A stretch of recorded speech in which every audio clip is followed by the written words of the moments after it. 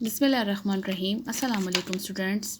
چھٹی جماعت میں آپ جو کتاب پڑھیں گے وہ آپ کو نظر آ رہی ہے۔ جماعت چشم میں ہم یہ والی کتاب پڑھیں گے، اور اس کتاب میں سے ہم نے جو اسباق، جو فہرست اسباق ہیں ہمارے پاس وہ یہ ہیں، وہ آپ اپنے پاس نوٹ کر لیں۔ پہلا سبق ہے ہمارے پاس ام المومنین حضرت خدیجۃ الکبریٰ۔ دوسرا سبق ہے ہمارے پاس ہماری زراعت اور گھریلو صنعتیں۔ تیسرا سبق ہے ہمارے پاس صحت و صفائی۔ چوتھا سبق ہمارے پاس ہے آدھا کمبل۔ پانچواں سبق ہے ہمارے پاس محنت کی عظمت۔ نظموں میں ہمارے پاس پہلی نظم ہے نظم حمد اور تھوڑا تھوڑا بہت۔ سب سے پہلے ہم اس کتاب میں نظم حمد پڑھیں گے۔ آپ صفحہ نمبر 1 کھول لیں۔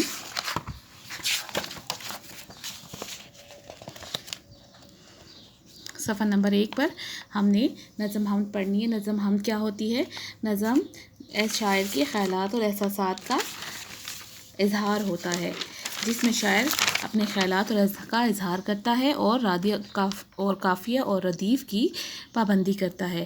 قافیہ کیا ہوتا ہے؟ نظم میں کچھ ایسے الفاظ ہوتے ہیں جو ہم آواز الفاظ ہوتے ہیں، ان کو ہم قافیہ الفاظ کہتے ہیں، جیسے زارو، تارو، نظارو، بہارو، یہ سب الفاظ جو ہوتے ہیں وہ قافیہ الفاظ ہوتے ہیں۔ اس طرح کچھ الفاظ ایسے ہوتے ہیں جو شعر کے آخر میں جوں کہ توں دہرا دیے جاتے ہیں، یہ الفاظ ردیف کہلاتے ہیں، جیسے میں۔ اس کے علاوہ جو نظم کا پہلا شعر ہوتا ہے وہ مطلع کہلاتا ہے، اور نظم کا آخری شعر جس میں شاعر اپنا تخلص استعمال کرتا ہے وہ مقطع کہلاتا ہے۔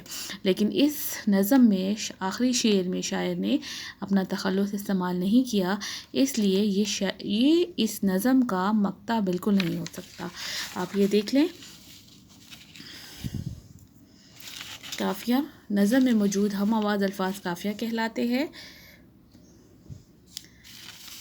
ردیف وہ الفاظ جو شعر کے آخر میں جوں کہ توں دہرا دیے جائیں وہ ردیف کہلاتے ہیں، اور نظم کا پہلا شعر مطلع کہلاتا ہے۔ نظم کا آخری شعر جس میں شاعر اپنا تخلص استعمال کرے وہ مقطع کہلاتا ہے۔ اب ہم اپنی نظم کی طرف آتے ہیں۔ اس سے پہلے کہ ہم اپنی نظم کی وضاحت کریں، ہم اس کے کچھ مشکل الفاظ کے معنی دیکھ لیتے ہیں۔ ہمارے پاس یہ کچھ مشکل الفاظ ہیں جن کے معنی ہیں۔ لالہ زار کہتے ہیں باغ کو، چمن کو۔ انوار نور کی جمع یعنی روشنی۔ حسن خوبصورتی۔ نقرئی روشن چمکتا ہوا۔ گلتر تازہ پھول۔ رنگت حالت روپ۔ جلوہ گر ظاہر ہونا، عیاں ہونا۔ بہارو رنگینی موسم بہار۔ وسیلہ ذریعہ۔ طیور طائر کی جمع ہے جس کا مطلب ہے پرندے۔ سبزہ زار وہ جگہ جہاں دور دور تک سبزہ ہو یا ہریالی ہو۔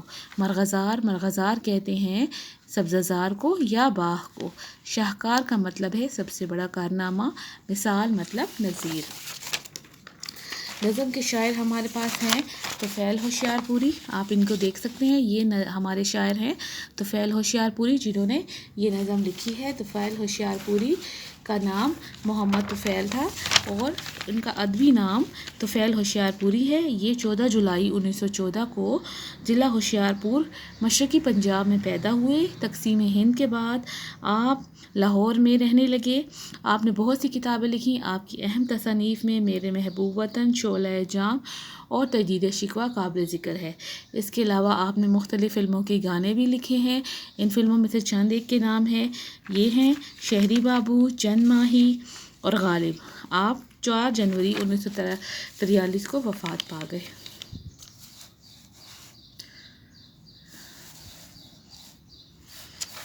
نظم کی طرف آتے ہیں اپنی۔ تیری خوشبو ہے لالہ زاروں میں، تیرے انوار ہے چاند تاروں میں۔ لالہ زار کہتے ہیں باغ کو، چمن کو۔ انوار نور کی جمع ہے یعنی روشنی۔ اس شعر میں شاعر کہہ رہے ہیں کہ اے اللہ، تیری قدرت کے نظارے ہمیں ہر جگہ دکھائی دیتے ہیں، چاہے وہ باغ ہو یا چمن ہو، اور چاند تاروں کی تخلیق سے ہمیں تیری بڑائی کا، تیری عظمت کا، کبریائی کا احساس ہوتا ہے۔ یعنی جو تو نے چاند اور تارے بنائے ہیں انہیں دیکھ کر ہمیں احساس ہوتا ہے کہ تو ہمارا خالق اور مالک ہے، اور انہی نظاروں سے ہمیں تیری قدرت کا احساس ہوتا ہے، چاند تاروں کی تخلیق سے۔ شعر نمبر 2 دیکھیں، حسن بن کر تو مسکراتا ہے صبح کے نقرئی نظاروں میں۔ حسن کا مطلب ہے خوبصورتی، نقرئی کا مطلب ہے چمکتا ہوا روشن، یعنی صبح کا جو نظارہ ہوتا ہے وہ بہت خوبصورت ہوتا ہے۔ اب آپ یہ صبح کا نظارہ دیکھ سکتے ہیں کہ جیسے ہی رات ہوتی ہے ہر چیز اندھیرے میں ڈھک جاتی ہے، لیکن جیسے ہی صبح ہوتی ہے سورج نکلتا ہے تو سورج کی کرنوں سے ہر چیز ہمیں اجلی اور چمکتی اور روشن نظر آنے لگتی ہے، یعنی صبح کا نظارہ بہت خوبصورت ہوتا ہے اور اس نظارے میں ہم تیری قدرت کو بآسانی دیکھ سکتے ہیں۔ شعر نمبر 3 کی طرف آتے ہیں، ہر گل تر میں ہے تیری رنگت جلوہ گر ہے تو ہی بہاروں میں۔ گل تر کہتے ہیں تازہ پھول کو، رنگت مطلب رنگ، روپ، حالت، جلوہ گر مطلب ظاہر ہونا، یعنی اے اللہ تو دنیا کے ہر نظارے میں جلوہ گر ہے، دنیا کی ہر بہار میں جلوہ گر ہے، چاہے وہ پھول ہو، اس کی رنگت اور اس کی خوشبو سے تیری قدرت کا، تیری بڑائی کا، تیری عظمت کا اندازہ ہوتا ہے، یعنی اللہ تعالیٰ کی صفات ہر طرح سے اپنی تخلیقات میں جلوہ گر نظر آتی ہیں۔ شعر نمبر 4 دیکھتے ہیں، تو وسیلہ ہے سب وسیلوں کا، تو سہارا ہے سب سہاروں کا۔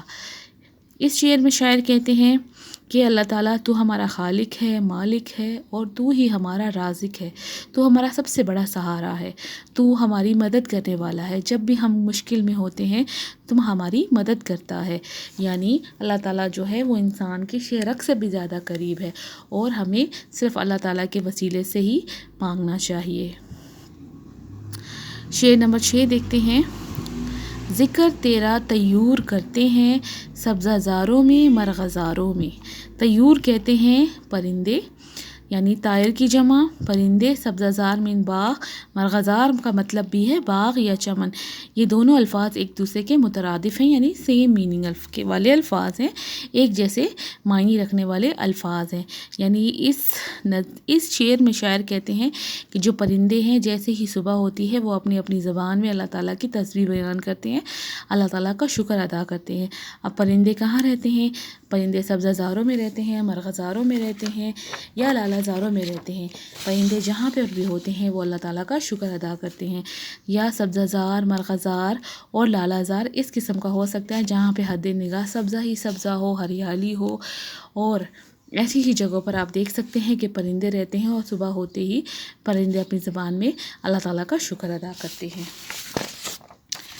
آخری شعر دیکھتے ہیں، آپ اپنی مثال ہر شاہکار اے خدا تیرے شاہکاروں میں، یعنی اللہ تعالیٰ نے اس کی جو بھی تخلیقات ہیں، اللہ تعالیٰ نے دنیا میں جو کچھ بنایا ہے وہ اللہ تعالیٰ کے شاہکار ہیں، چاہے وہ سورج کی تخلیق ہو، چاہے وہ درخت، پھول، پیڑ پودے ہوں، یہ سب اللہ تعالیٰ کے شاہکار ہیں۔ اس کے علاوہ بارش کا برسنا اللہ تعالیٰ کا ایک بہت بڑا شاہکار ہے، بارش کے بعد آسمان پر جو ہمیں دھنک نظر آتی ہے یہ بھی اللہ تعالیٰ کا ایک بہت بڑا کرشمہ ہے، ایک شاہکار ہے۔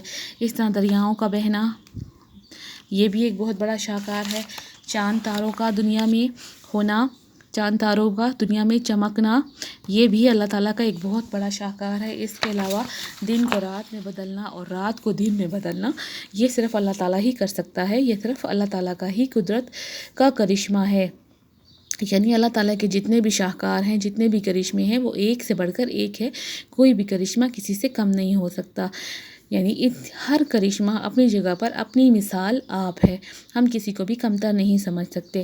یعنی اس نظم حمد میں ہم نے اللہ تعالیٰ کی صفات کے حوالے سے پڑھا اور ہمیں اللہ تعالیٰ کی قدرت کے بارے میں بتایا گیا ہے۔ امید ہے کہ آپ کو یہ نظم اچھی طریقے سے سمجھ آ گئی ہوگی، اس کے مشکل الفاظ آپ کو سمجھ آ گئے ہوں گے۔ اللہ آپ کا حامی اور ناصر ہو۔ خدا حافظ۔